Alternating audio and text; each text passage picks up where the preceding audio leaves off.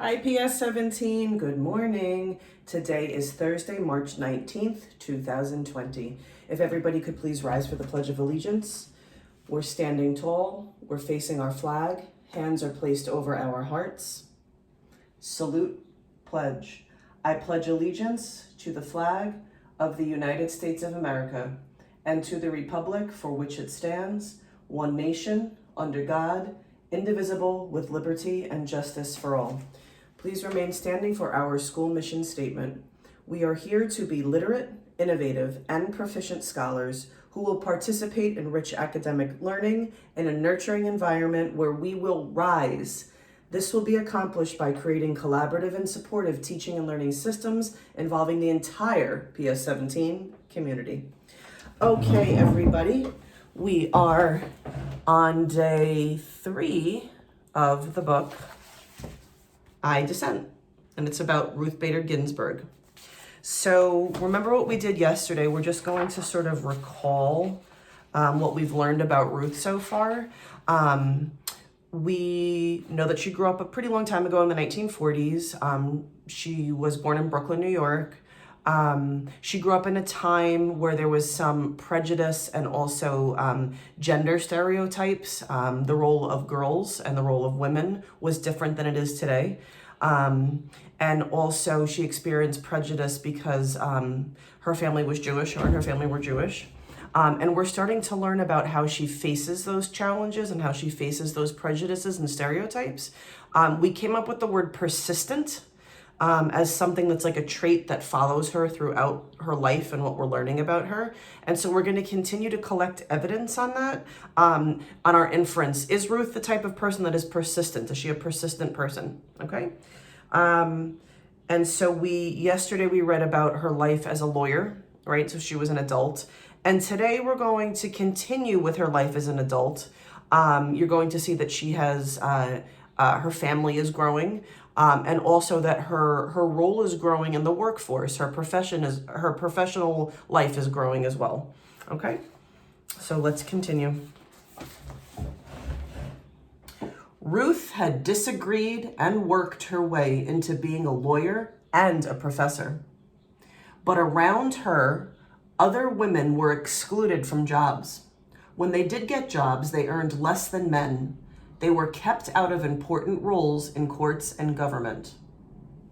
How do you think, based on what we know about Ruth, how do you think that's going to make her feel? What we just read, how do you think it's going to make her feel? And then based on what we know about the type of person that she is, how do you think she's going to react to that? Let's keep reading. To make matters worse, the Supreme Court of the United States, the highest court in the land, approved of all of this. As one Supreme Court justice had written years before, the natural and proper timidity and delicacy which belongs to females evidently unfits them for many of the occupations of civil life. In other words, women and girls were too shy and too weak to do things. What? Take a look at her facial expression here. Make an inference about how she's feeling about that. Another Supreme Court opinion declared, woman has always been dependent upon man. Ruth really, really, really disagreed with this.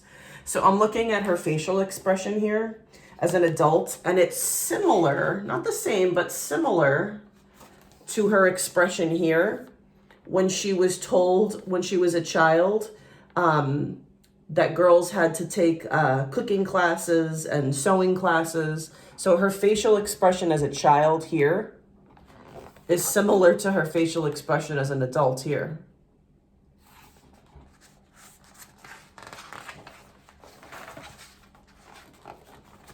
Let's continue. So Ruth went to court to fight for equal treatment of women. The most important cases went to the Supreme Court. The first time she appeared there, Ruth was so nervous she feared she might be sick. But standing before the 9 Supreme Court justices, Ruth imagined them as her students. She, Professor Ginsburg, needed to teach these students who were all men, why a person's choices shouldn't be limited just because she was born a girl. Ruth wasn't only fighting for women. When women were excluded from the work world, men were excluded from home life. Why shouldn't a father stay home to care for his children and cook the meals? Why shouldn't his wife run a business? These were fresh, new ideas in the 1970s. Ruth did not win every case, but she won enough. With each victory, women and men and girls and boys enjoyed a little more equality. Okay, these are the last 2 pages we're going to read for today. Sometimes Ruth and Marty's children received confused looks when they said their mother argued cases in the Supreme Court and their father made the family's dinners. So take a look at this picture. What do you notice about the picture? What do you notice about the family?